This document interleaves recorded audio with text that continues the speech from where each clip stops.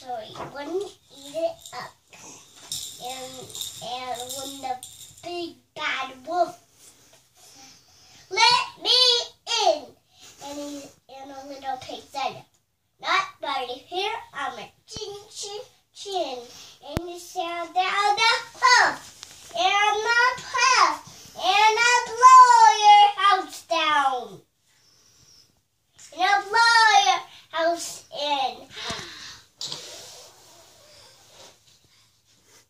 And he wouldn't eat it up.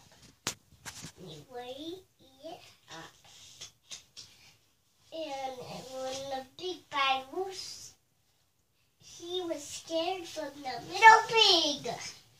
And so he ran away, and he, little pig, let me in there.